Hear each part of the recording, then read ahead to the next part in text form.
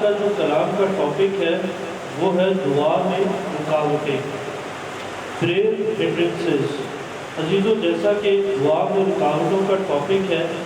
Topic تو میں نے بتا دیا آپ کو، لیکن تھوڑا سا ہم جب اس سے پہلے کے کلام مقدس میں سے ان آیتوں کی تلاوت کریں جن میں سے ہم سیکھ سکتے ہیں کہ جب ہم دعا کرتے ہیں اور دعائیں جب قبول نہیں ہوتی اور جو ہم چاہتے ہیں ہماری زندگیوں میں وہ چیزیں پوری نہیں ہوتی ہیں، تو ہم اکثر کیا ہوتا ہے کہ ہمارے ایمان سے ہم ڈگمگا جاتے ہیں، اور جس چیز کی ہم یا جس ضرورت کی ہم خواہش کر رہے ہوتے ہیں، خدا کی پاس سے ہم دور ہو کے کہیں اور رستوں میں بھٹک جاتے ہیں، کھو جاتے ہیں۔ سو عزیزوں، ہم پہلے دیکھتے ہیں کہ دعا ہے کیا۔ دعا جو ہے عزیزوں ایسے ہے کہ ہم خداوند سے، اپنے باپ سے، اس کے فضل جو اس نے ہم پہ کیا ہے، ہم اس سے باتیں کرتے ہیں۔ اور دعا جب ہم کرتے ہیں، جب ہم خدا سے باتیں کرتے ہیں، جب ہم کسی سے بات کرتے ہیں تو ہمیں ضرور ہے کہ اس کا جواب بھی ملتا ہے۔ اب ہم دعا کن صورتوں میں کرتے ہیں؟ جب ہم پرستش بھی کرتے ہیں، جب ہم خدا سے بات کرتے ہیں تو ہم خدا سے بات ہماری طرف سے ہوتی ہے، اور خدا کی طرف سے جو آواز آتی ہے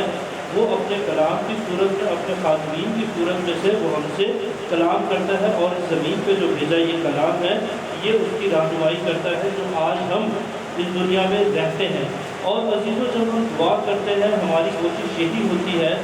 کہ ہم خداوند کو دیکھیں، ہم اس کی حضوری کو محسوس کریں اور وہ ہمارے نظر آئے، تاکہ ہم اپنی زندگیوں میں اس کی مرضی کو جان سکیں۔ اب عزیزوں، بات آتی ہے کہ ہم کیونکہ آج کے دور کے لوگ ہیں، ہم پہ کیونکہ خاص فضل ہوا، اور وہ فضل خداوند یسوع مسیح کے اس دنیا میں آنے کی وجہ سے ہوا، جس نے موت پہ فتح پائی، جس نے جو تیسرے دن مردوں میں سے جی اٹھا میری اور آپ کی خاطر، اور ہمیں جو ہے باپ سے ملنے کے لیے اب کسی بھی قسم کی ایسی کوئی ہم پہ رکاوٹ نہیں، یا ہمارے لیے کوئی ایسی حدود نہیں، یا ہمارے لیے کوئی ایسا خاص مقرر وقت نہیں۔ ہم جب چاہیں، ہم جب بھی اپنے خداوند سے دعا کر سکتے ہیں، اس کی مرضی کو جان سکتے ہیں، اور اس کا خاص نظر ہمیشہ ہم پہ، ہم اس کے بندوں پہ ہوتا ہے، اس کے جو صادق ہیں، اس کے جو راست باز لوگ ہیں ہوتا ہے۔ اب عزیزوں، یہ تو میں نے صرف بتایا ٹاپک کے بعد کہ دعا ہے کیا، لیکن اب یہ سب باتیں جاننے کے بعد بھی ہماری جب دعائیں قبول نہیں ہوتی ہیں تو ہم کہتے ہیں کہ دعا میں رکاوٹ ہے۔ تو آج ہم پیسیجز میں سے، آج ہم خدا کے کلام میں سے سیکھیں گے کہ کمیاں کہاں پہ ہوتی ہیں، ہماری سوچ کہاں پہ اٹک جاتی ہے، اور ہم کن چیزوں کا شکار ہوتے ہیں۔ جو چیز خداوند کی مرضی ہمارے لیے ہوتی ہے، ہم اس آواز کو کیا مکمل طور پہ سنتے بھی ہیں یا صرف کھو دیتے ہیں۔ تو عزیزوں، میں چاہوں گا کہ ہم یعقوب کی کتاب، پالوس رسول کے خطوط میں سے یعقوب کا بھی ہے، تو ہم یعقوب میں سے دیکھیں گے اس کا پہلا باب اور اس کی 6 اور 7 آیت کو۔ یعقوب پہلا باب نئے نامہ میں سے، اور اس کی 6 اور 7 آیت۔ عزیزو، کلام مقدس میں یوں لکھا ہے، مگر ایمان سے مانگیں اور کچھ شک نہ کریں، کیونکہ شک کرنے والا سمندر کی لہر کی مانند ہوتا ہے، جو ہوا سے بہتی اور اچھلتی ہے۔ ایسا آدمی یہ نہ سمجھے کہ مجھے خداوند سے کچھ ملے گا۔ عزیزو، کیا ہم دیکھتے ہیں یہاں پہ کہ جو شخص ایمان سے مانگے اور کچھ شک نہ کرے تو اسے ضرور ملتا ہے، اور لیکن جو شک کرتے ہیں ان کے بارے میں ہمیں یہ ملتا ہے کہ وہ کس طرح ہے۔ وہ اس طرح ہے کہ ہم اگر لہروں کو اور سمندر کو دیکھیں تو سمندر اور لہر کا ہمیں جو ہواؤں کا سلسلہ نظر آتا ہے، کبھی لہر اوپر ہوتی ہے اور کبھی لہریں بالکل دھیمی ہوتی ہیں، ان کا کوئی ایک لیول نہیں ہوتا، ان کا کوئی ایک جو اگر ہم پیمائش کریں ان کا کوئی ایک جو ہے آرڈر نہیں ہوتا۔ اسی طرح سے جو بے ایمان شخص ہے، جو خداوند کے اوپر پورے طور سے ایمان نہیں رکھتا، تو اس کا بھی جو ہے اس طور سے وہ خداوند جو کے اندر جب ایمان اٹھتا نہیں ہوتا، اور جب وہ خدا سے کچھ مانگتا ہے تو وہ کیا ہے کہ وہ بجائے اس کو پانے کے، کیونکہ اس کا ایمان کمزور ہوتا ہے، وہ اس چیز کو جو وہ خدا سے پہلے مانگتا ہے اس کی وہ چیز مکمل نہیں ہوتی، اور وہ ایک رکاوٹ کا سبب بنتی ہے۔ عزیزوں، میں چاہوں گا کہ اگر ہم پیدائش میں سے دیکھیں اس کے 10 10वें बाब और 15वीं आयत में हमें जिक्र मिलता है कि इब्राहिम और सारा का, और सारा का अब जब हम देखते हैं, क्योंकि ये लोग काफ़ी उम्र सीधा हो गए थे, इब्राहिम जो था तब 100 के करीब उसकी उम्र थी और सारा की जो थी 90 के करीब उम्र थी। तो हुआ क्या था कि ये इनको खुदा जो है उसके लिए उम्मीद का इनको एक इशारा देता है, और उनके पास तब आज जो था इस्माइल था। लेकिन सारा जब ये कलाम सुनती है और वो उस कहने के पीछे इन सारी बातों को वो जब सुनती है, तो वो क्या होता है कि वो हंसती है कि इस उम्र में भी ऐसा होगा मेरे साथ। लेकिन मैंने क्योंकि बताया कि आयत पैदाइश 10वें बाब की 15वीं आयत में तब सारा इनकार कर गई कि मैं नहीं सुनती, क्योंकि वो डर गई थी। क्या वो इनकार कर गई कि मैं हंसी नहीं थी। और उसने जो खुदावंद के बंदों ने कलाम किया इब्राहिम के साथ कि हम फिर दोबारा आएंगे और तेरे यहाँ बेटा पैदा होगा, लेकिन सारा हंस चुकी कि अब तो मैं उम्र के उस हिस्से में हूँ कि औलाद का ना होना मुमकिन है। और वो क्योंकि एक इंसान थी, वो इंसानी सोच से वाबस्ता थी, उसने अपना एक अक्ल को, अपनी उस लियाकत को, उसने उस चीज़ को जब अपने ऊपर अप्लाई किया, उसने सोचा कि ये काम तो मेरे लिए मुमकिन ही नहीं है। और उसने कहा क्या वाकई ऐसा मेरी ज़िंदगी में हो सकता है। तो उसने उस क्या वाकई, और जब इस शब्द का शिकार हुई तो फौरी जो है उसने इस चीज़ को देखा कि खुदा के सामने ये चीज़ें मुमकिन है और मेरी नज़र में ये नामुमकिन है। तो होता क्या है कि वो इस बात से हट जाती है पीछे, और वो क्योंकि डर में होती है, उसे पता चलता है कि वो शक में है। इसी तरह से हम कलाम मुक़द्दस में से जब आदम और हवा को देखते हैं तो हमें पैदाइश के 3 बाब की पहली आयत में नज़र आता है कि होता क्या है कि जब शैतान बागे अदन में हवा के पास आता है और उसे कहता है कि क्या वाकई खुदा ने कहा है कि बाग के किसी दरख्त का फल तुम नहीं खा सकते। तो ऐसा होता है क्या वाकई उससे करके जब पूछता है तो वो एक सोच में और शक में हो जाती है कि क्या वाकई ऐसा है, क्या वाकई ऐसा लिखा है कि मैं बाग के किसी दरख्त का फल खाऊं या ना खाऊं। तो अजीज़ों, आज हमारी ज़िंदगियों में क्या होता है, क्या वाकई हम भी खुदा के घर आते हैं और हमारे मसलों का हल हमें मिलता है? क्या वाकई हम जब दुआ करते हैं तो हमें खुदा के पास आके उन चीज़ों का जवाब मिलता है? क्या वाकई ही जब हम बीमार होते हैं तो हमारी बीमारियों से क्या हमारा ज़िंदा खुदा हमें उठाता नहीं? क्या वाकई ही वो हमें औलाद जैसी नेमतें देता है और फिर उनको पालने के लिए वैसी तरबियत देता है और वैसा इख्तियार हमें देता है और हम माँ बाप उन इख्तियारों का इस्तेमाल करते हैं? क्या वाकई हम उस पर शक कर सकते हैं? नहीं अजीज़ों, हर चीज़ नहीं। हमें खुदा की ज़रूरत है और हम उसके मानने वाले हैं। वाकई और ऐसी सोचों से हमें बाहर आना है और हमें हमेशा इस बात पे ईमान रखना है कि खुदा को हमारी ज़रूरत नहीं बल्कि हम सबको खुदा की ज़रूरत है। और जब हम इस सोच से जीते हैं कि मुझे मेरे खुदा की ज़रूरत है, अजीज़ों, बड़ी से बड़ी लहरें, बड़ी से बड़ी मुसीबतें, बड़ी से बड़ी आफतों तूफानों से आप लड़ते हैं और खुदावंद आपको जोर बख्शता है। और ना सिर्फ जोर बल्कि किताबों जैसा असर जोर बख्शता है जिनसे आप जो है लड़ते और मुकाबला करते हैं। अब अजीज़ों, ऐसा भी ज़िंदगी में होता है कि हम मांगते हैं और अब ऐसी ख्वाहिश हमारी पूरी होती नहीं, क्योंकि हमारी सोचों में क्या चलता है। हम याकूब ही की किताब उसके 4 बाब की 2 और 3 आयत को एक नज़र पढ़ेंगे ताकि हम सीख सकें और गहरे तौर पे कि हमारी दुआ में रुकावटें क्यों आती हैं और हम पीछे क्यों होते हैं। पहला हमने ये देखा कि हमारा ईमान कमज़ोर होता है और हम शक करते हैं। अब हम पढ़ते हैं याकूब उसके 4 बाब और उसकी 2 से 3 आयत तक। तो अजीज़ों, यूँ लिखा है, तुम ख्वाहिश करते हो और तुम्हें मिलता नहीं, खून और हसद करते हो और कुछ हासिल नहीं कर सकते, तुम झगड़ते हो और लड़ते हो, तुम्हें इसलिए नहीं मिलता कि मांगते नहीं, तुम मांगते हो और पाते नहीं, इसलिए कि बुरी नीयत से मांगते हो कि अपनी ऐशो इशरत में खर्च कर। अजीज़ों, हमने खुदावंद के पाक कलाम में से जो पढ़ा वो ये पढ़ा कि हम जो है जो ख्वाहिश करते हैं वो हमें मिलता नहीं, हम खून भी करते हैं, हम हसद भी करते हैं, लेकिन कुछ हासिल होता नहीं, हम झगड़ते भी हैं, लड़ते भी हैं और हमें वैसा मिलता नहीं, क्योंकि हम जो मांगने की नीयत से वो करते हैं, चीज़ें मांगते हैं, वो मांगते हैं कि हम ऐशो इशरत की ज़िंदगी जिए। لیکن عزیزوں ہم یہاں پہ عیش و عشرت کی زندگی جینے کے لیے نہیں ہے، بلکہ ہم باپ کی مرضی سے بھیجے گئے ہیں تاکہ ہم خداوند کے اس جلال کو ظاہر کر سکیں۔ جو استحقاق ہمیں ملی ہے خداوند یسوع مسیح کی بدولت، ہم اس کی خداوند یسوع مسیح کی بدولت اس کی گواہی دیں اور ہمیشہ کی زندگی میں داخل ہو جائیں۔ عزیزوں آپ سب نے ہم پھر پیدائشی کی کتاب میں دیکھیں گے کہ ہمیں پہلا خون جو نظر آتا ہے وہ دو بھائیوں کے بیچ میں نظر آتا ہے، اور وہ ایک قربانی کی کیے تھا، اس میں ہمیں جھگڑا بھی نظر آتا ہے، اس میں ہمیں حسد بھی نظر آتی ہے، اور اس میں ہمیں ایک انسانی میل جول کا رشتہ اور اول آنے کا سوچ نظر آتی ہے۔ اب ایک کا نام قائن جس کا ہم بچپن سے ہی سنتے ہیں، اور ایک کا نام حابل ہے۔ ہوتا کیا ہے، دونوں اپنی نیت کے مطابق خداوند کے سامنے قربانیاں لے کر جاتے ہیں، اور حابل جو ہے اپنی بھیڑ بکریوں میں سے لے کے جاتا ہے، اور قائن جو کہ کھیتی باڑی کرتا ہے وہ اپنی جو پھل سبزیاں لے کے جاتا ہے۔ لیکن نیت جو ہے دونوں میں سے ایک کی نیت تھوڑی اچھی جو ہے چیزیں نہیں دینے کی ہوتی اور ایک کی نہیں ہوتی، لیکن ایک دونوں بھائیوں میں سے ایک کی قربانی خدا قبول کرتا ہے، اور ایک کی جب نہیں کرتا تو وہ اس غصے میں آ کر اپنے بھائی کا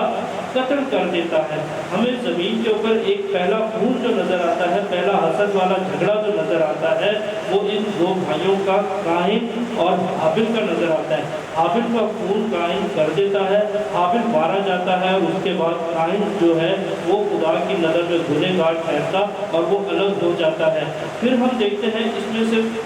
خدا پھر آدم کو صحت دے دیتا ہے، صحت سے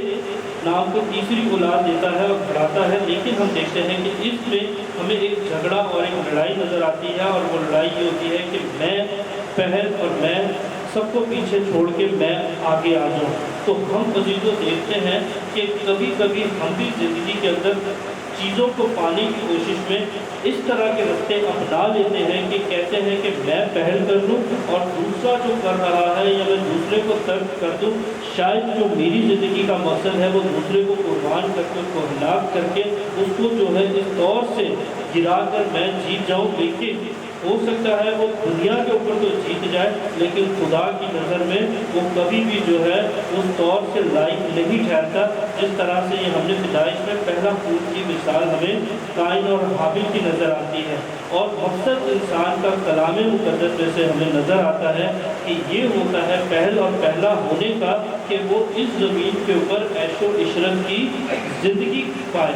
اب ہمیں کلام مقدس میں سے یہ چیز ملتی ہے کہ عیش و عشرت کی زندگی جب پانی ہے اس کی ہمیں فکر لگتی ہے، لیکن ہم کلام مقدس میں سے یہ سیکھتے ہیں کہ کلام کہتا ہے کہ کسی بات کی فکر نہ کرو، بلکہ اپنی درخواست سے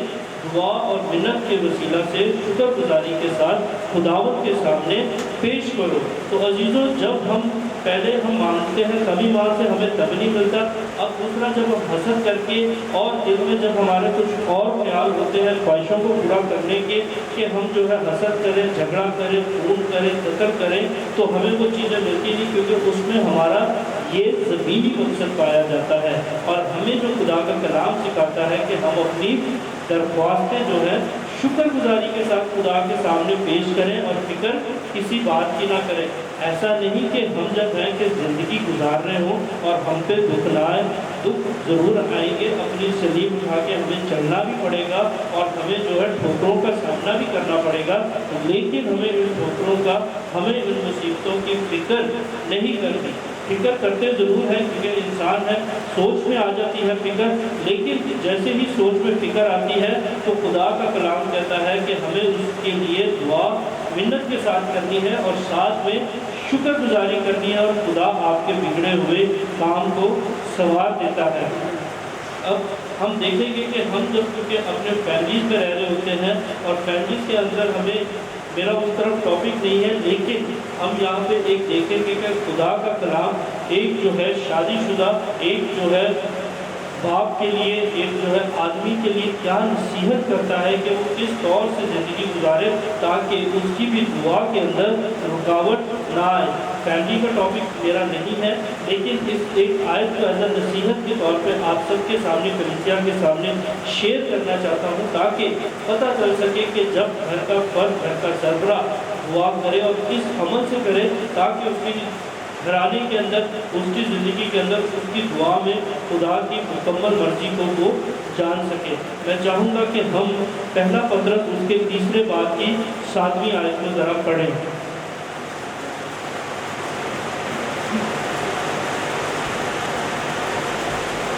یعقوب کے بعد کی ہے پہلا پطرس، اس کا تیسرا باب اور اس کی 7ویں آیت۔ جی عزیزو، کلام مقدس میں یوں لکھا ہے، اے شوہرو تم بھی بیویوں کے ساتھ عقل مندی سے بسر کرو اور عورت کو نازک ضرب جان کر اس کی عزت کرو، اور یوں سمجھو کہ ہم دونوں زندگی کی نعمت کے وارث ہیں، تاکہ تمہاری دعائیں رک نہ جائیں۔ سو عزیزو،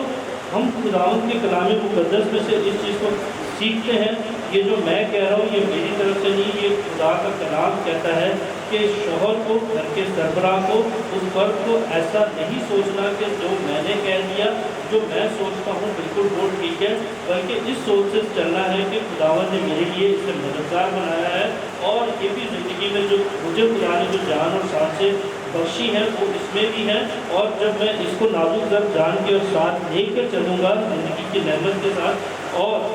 جب میں دعا کروں گا تو میری دعائیں رکیں گی نہیں بلکہ خدا کے حضور مکمل ہوں گی۔ اب عزیزوں، ہم دیکھتے ہیں کہ یہ تو ہم نے دیکھا کہ ایک فیملی سرکل ہے، اور جب فیملی سرکل میں شوہر جب ایک اچھی فیملی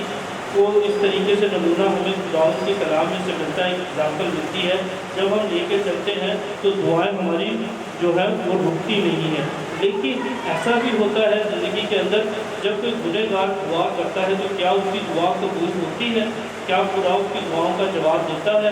گنہگار کی دعاؤں کا جواب ضرور ملتا ہے،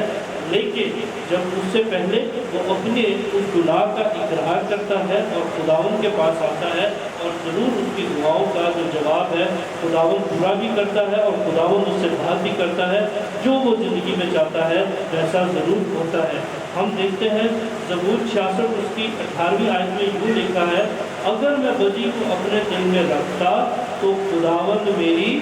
نہ سنتا۔ اگر ہم اپنے دلوں میں بدی کو رکھتے ہیں اور اوپر سے دعا کرتے ہیں تو وہ دعائیں جو ہیں سنی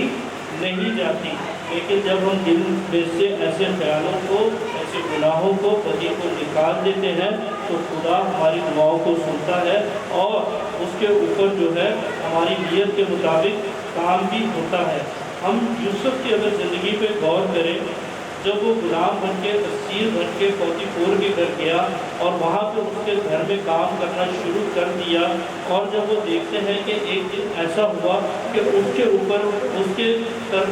ایک بدی کا حملہ ہوتا ہے، اور جب وہ اس طریقے سے اس ٹریپ میں، اس جال میں نہیں پھنستا تو کیا ہوتا ہے کہ وہ وہاں سے بھاگ جاتا ہے۔ اس کا کیونکہ دل کے ارادے، اس کی سوچ کے اندر یہ خیال میں بھی نہیں تھا کہ میں کچھ ایسا کروں کہ جس سے میرا خدا ناراض ہو، جس سے میں جو ہوں اس روئے زمین پہ لانتی ٹھہروں، کیونکہ گناہ کرنے سے اس چیز میں جاؤں گا، کیونکہ گناہ جیسے میں کرتا ہوں ایک سوچ سے گناہ دیکھیں جسموں میں داخل ہوتا ہے، اور وہ سوچ جب بڑھ کے گناہ ہم کر بیٹھتے ہیں وہ بڑھتا ہے، اور جب وہ بڑھتا ہے گناہ تو وہ ہمارے کرنے والوں کے لیے موت کا سبب بنتا ہے۔ اور اس بات کو یوسف بخوبی جانتا تھا۔ اس نے کیا کیا؟ اس چیز سے ترک ہوا، اسے سزا ملی، وہ محل میں چلا گیا، خوابیں آئیں، اور اس کی زندگی میں خدا نے رخ بدل کے اسے بابرکت شخص بنا دیا۔ لیکن ہم جو جڑ دیکھتے ہیں دل میں اس کے گناہ نہ تھا، اور وہ اس جگہ سے ہٹ گیا۔ آج ہماری بھی زندگیوں میں ایسے موقع آتے ہیں کہ ہم بھی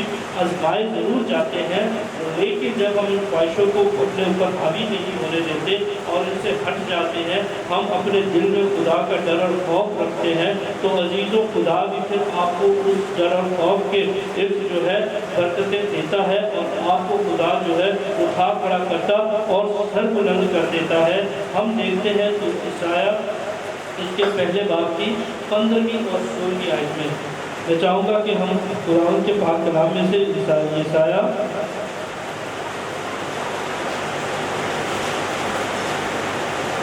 اس کا پہلا باب اور اس کے 15ویں اور 16ویں آیت کو پڑھیں۔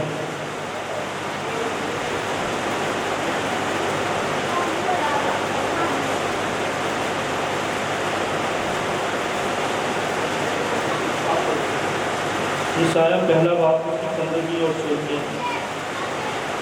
जब तुम अपने हाथ फैलाओगे